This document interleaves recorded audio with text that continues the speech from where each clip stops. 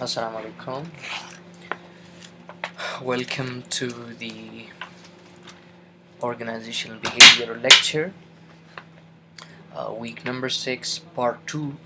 In the last lecture, we talked about the content theories of motivation. In today's lecture, we will be talking about the process theories of motivation.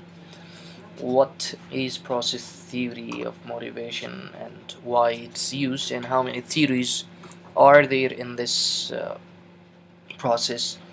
Well, the process theories explore how behavior is caused, sustained, or stopped by the motivational factors. Motivational theories focus on hows. If you remember, we said in content theories talks about what's, and process theories talks about hows of motivation. Instead of focusing on what people need, these models or these theories focus on the psychological and behavioral processes that humans follow. It's possible to understand the actions from this process, the interactions, and the context that motivate individuals' behavior. We said that process theories of motivation try to explain why behaviors are initiated, why are they started, why are they initiated. These kind of theories focus on the mechanisms by which we choose a target and the effort we exert to hit. There are three major theories of process theories, and they are equity theories, expectancy theories, and goal setting theories. There are also two other theories, but they are not common indeed. So process theories means how people make choices to work hard or not. The choices can be based on individual preferences, the available rewards, and the possible work results or work outcomes. The first theory that we will be discussing is equity theory. Why is equity theory used? Employees make comparisons of their jobs inputs, that is effort, their experience, education, and competence, and outcomes, which are salary levels, raises, and recognition, relative to those of others. So we perceive what we get from a job situation, that is outcomes in relationship to what we put into, and what we put into is of course the inputs, and then we compare our outcome input ratio with the outcome input ratio of the relevant others. So the equity theory states that people are motivated if they are treated equitably. This theory was suggested by Mr. Adams in 1965. His full name is J. Stacy Adams. This theory was based on social exchange theory. This theory states that people are motivated if they are treated equitably and receive what they consider fair for their effort and costs. These people compare their contribution to work, costs of their actions, and benefits that will result to the contribution and benefits of the reference person. Equity theory expresses their individual perceptions on how they are being treated by the organization, comparing to other employees in the similar organization level. معنی یشی است که equity theory comparison theory ده خی چې زمونږ efforts څومره چې دی هغه results ورکوي، مونږ څومره efforts کوو د هغې outcome څومره دی، یا مونږ ویلی شو چې زمونږ څومره زه څومره کار کوم او هغې څومره ماته دغه راکول کېږي، incentive یا rewards راکولی کېږي، او یو بل کس چې دی هغه د same position باندې same results هغه راوباسي، same results ورکوي ورته، نو هغه به څه رقم چې دی هغه treat کېږي. نو دغه تیوري چې دا مونږ ته ښیي چې یو کس څومره well treat کېږي، هغه خپل او د بل کارمند ترمنځ چې دی هغه comparisons کوي. So motivation is influenced significantly by others' rewards as well as by one's own rewards. موټیویشن یوازې دا نه دی چې یو سړی دی ووایي زه څومره موټیویټ کېږم ما ته څومره ریوارډز راکولی کېږي. انسان خپل یو طبیعت لري او خپل نیچر لري او هغه نیچر دا دی چې دی یوازې خپل ریوارډز یا خپل کوم دته چې انسنټیوز ورکولی کېږي هغه دی کمپیر کوي د بل سره چې زه څومره اخلم او دی څومره اخلي. دا د انسان فطرت دی. دغې تیوري ته چې دی equity theory ویلی شي. په دې باندې ډېر زیات ریسرچ شوی دی او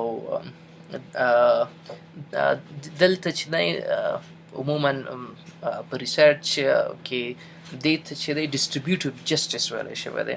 په دغه تیوري کې عموما ډسټریبیوټیو جسټس چې په ټولو باندې جسټس باید چې دی هغه عملي شي یا انصاف باید وکړل شي. Well, managers should consider openly sharing information on how allocation decisions are made following consistent and unbiased procedures. So, equity theory states that motivation is affected by the outcomes we receive for our inputs compared to the outcomes and inputs of other people. We said that this diagram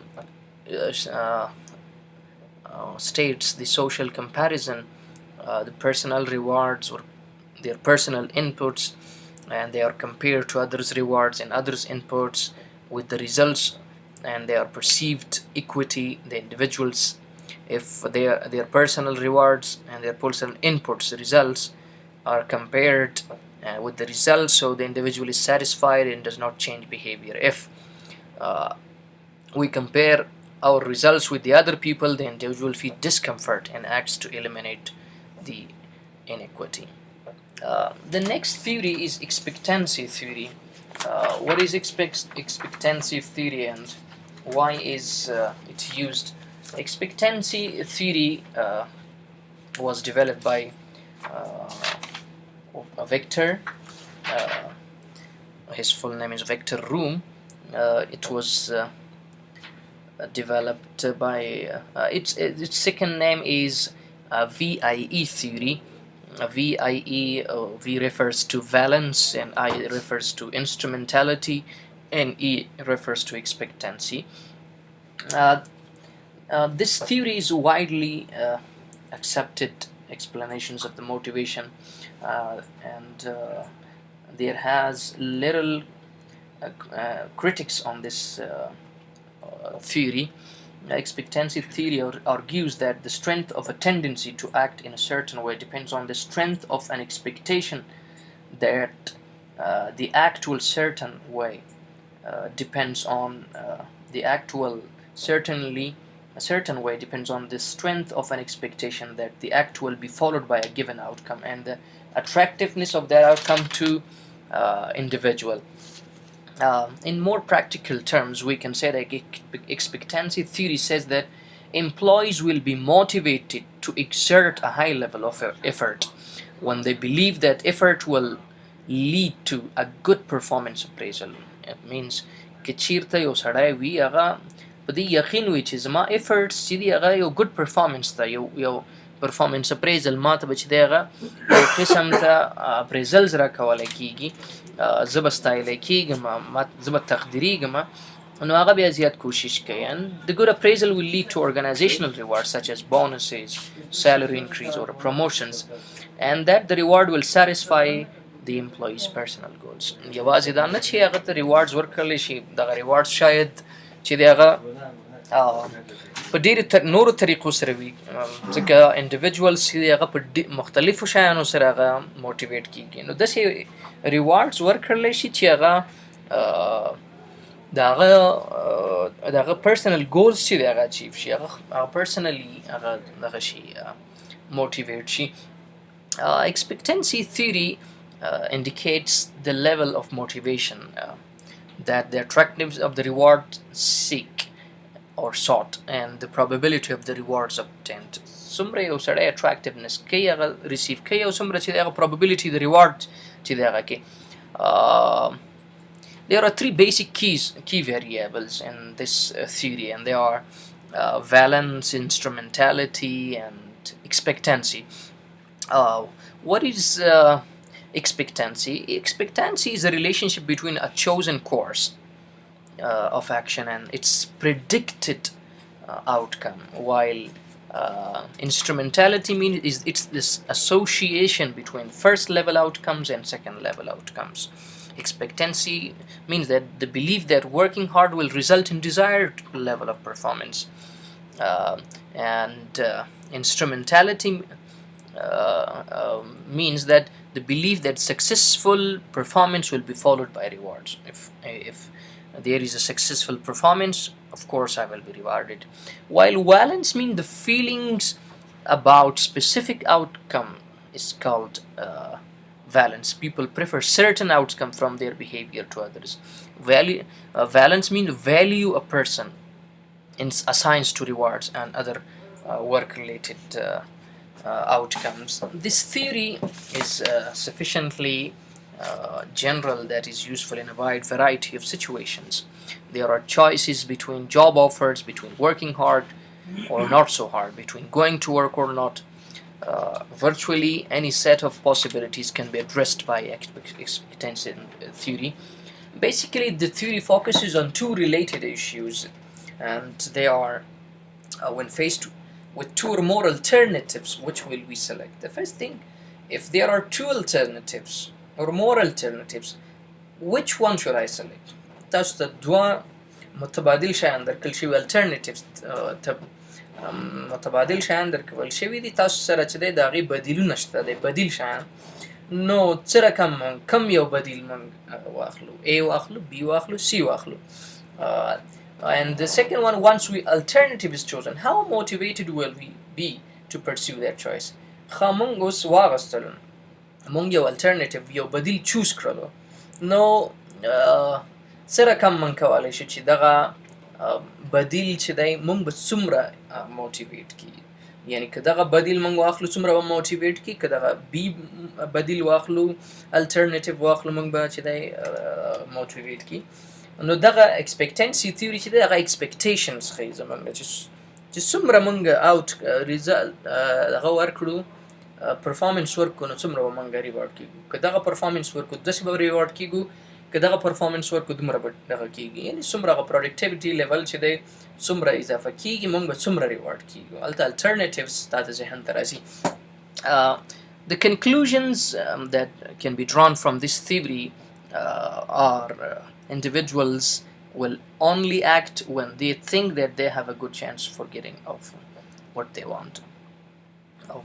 Of course, خلق به هغه وخت کې چې دی هغوی اکټ کوي، هغوی به چې دی پرفارمنس کوي تر څو هغه پوه شي چې زما پرفارمنس چې دی هغه دغه کېږي، هغه ریکاګنایز کېږي. که چېرته د هغوی پرفارمنس نه ریکاګنایز کېږي، of course they won't exert their performance. Second, effort alone is not enough. It has to be exercised with ability and skill. یوازې effort نه دی چې یو سړی وکړي، هغه باید skill سره وکړي، هغه ability ولري، هغه کې دا potential وي چې څه رقم زه دا کار وکړلی شم. And next one is job of satisfaction is derived from effective job performance and not the other way around. And the last one is job design is therefore crucial importance. It means there is a need of job design, which is really important in it. There are three elements in the expectancy theory, and we discussed just that people will exert work efforts to achieve the task performance and then realize the work-related outcomes.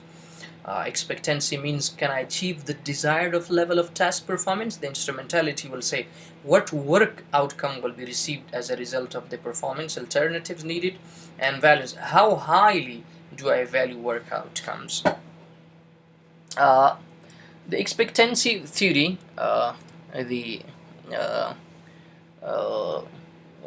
we say it can be defined as motivation M, expectancy E, instrumentality. The I stands for instrumentality, and valence states for V, are related to one another in multiplicative fashion. The fashion is if M is equal to E, expectancy, multiplied by I, instrumentality, and multiplied by V, which is valence. If either E, which is expectancy, I, instrumentality, or V is low, motivation will be low. If the expectancy is low, if the valence is low, if the instrumentality is low, of course the M, or the motivation, will be low. Um, Managerial's implications of expectancy theory says that to maximize expectancy, they make the person feel competent and capable for achieving the desired performance level. And how you will make capable him: select workers with ability, train workers to use ability, support work efforts, and clarify performance goals. And how to maximize the instrumentality: uh, by making the person confident in understanding which rewards and outcomes will follow performance accomplishments. You have to set the goals, you have to set before the policies that if these rewards will if this performance happens, so this will be the rewards. And how to maximize this instrumentality: clarify psychological contracts, communicate performance outcome possibilities, and demonstrate what rewards are contingent on performance. Now, to maximize valence, make the person understand the value of various possible rewards and work outcomes. How to maximize them? So, identify individual needs. That what are their needs, and according to them, then we have to reward them and adjust rewards to match these needs, and make them adjust that if he or she needs that reward, so and he will be motivated by this, so you have to adjust those rewards. मतलब دا دی چې تاسو اول دغه needs identify کړئ دی او کس need څه شی دی په organization کې، بیا هغې نه پس چې دی ورته هماغه reward ورکړئ ورته. بله تیوري چې هغه د goal setting theory ده. goal setting theory چې دی دا Edwin Locke چې دی هغه دغه کړې وه، پیش کړې وه. So he said that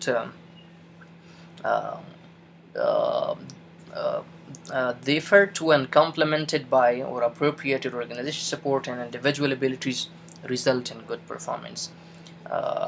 This theory says that specific and difficult goals with feedback lead to higher performance. According to Edwin Locke, intentions to work toward a goal or a major source of work. The first and the most basic premise of goal theory is that people will attempt to achieve those goals and that they intend to achieve. If we intend to do something like we take A grade in exam, we will exert effort to accomplish it. If we want to pass the examination with A grade, so what will we do? Of course, we will exert effort to accomplish this. Without such goals or efforts at the task which is studying required to achieve the goal is less, of course. Students whose goals are to get A grades study harder than students who don't have this goal, of course. So we know all this, that if a student study a lot, so he will of course get A level, while those students who do not study will not obviously get A grade. Sorry. It simply means that people with goals are more motivated.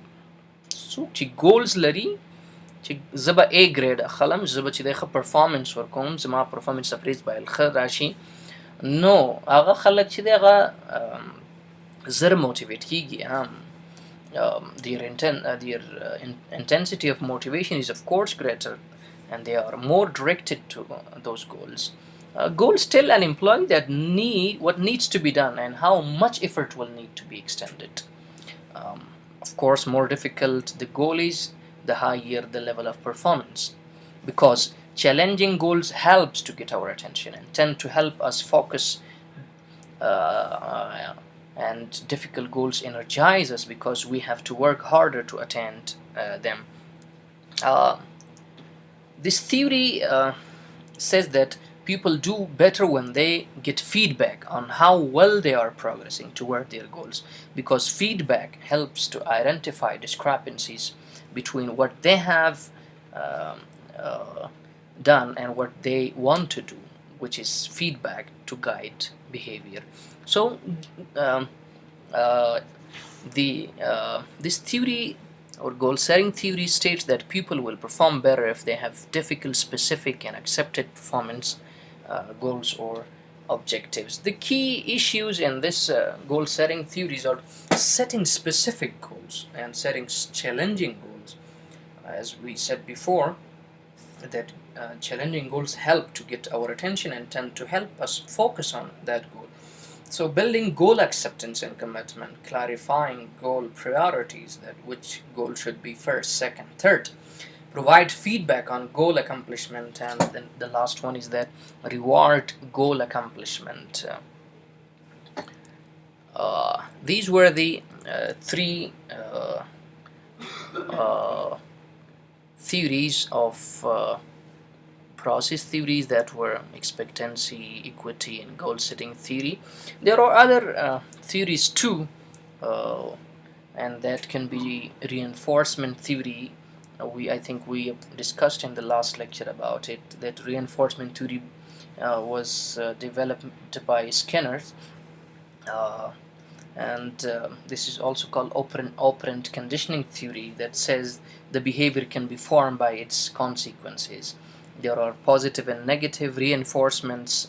Positive reinforcements means that if a student gets positive verbal feedback and a good grade for his test, so this reinforcement encourages the performance of the behavior to occur.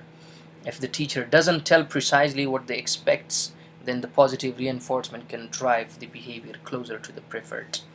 For example, if when a student who is usually late to class gets positive feedback when he arrives on time, the student becomes more and more punctual. So positive reinforcement there. We use negative reinforcement when we give a meal to a hungry person if he behaves in a certain manner or way. Um, Contrary to positive and negative reinforcement, punish can be undesired reinforcement or reinforce the undesired behavior.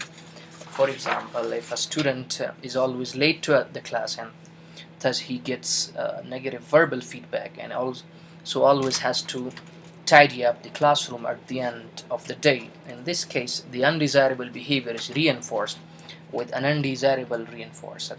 So the punishment declines the tendency to be late. According to this theory, Skinner's theory, positive reinforcement is a much better motivational technique than punishment, because punishment tries to stop undesired behavior and does not offer an alternative behavior. And also it creates bad feelings, negative attitudes toward the activity and the person who gives the punishment. So reinforcement theory can also be having avoidance, which means that it's an attempt to show an employee what the consequence of improper behavior will be. If an employee does not engage in improper behavior, he or she will not experience the consequence. Uh, these were the three main theories of process theories, and the next theory I said about the Skinner's theory, that was reinforcement theory. There is also operant conditioning theory. So they are not important indeed, but we have just gone through it. So thank you very much from your attention. Uh, we will be back in the next lecture. Thanks a lot. Good day.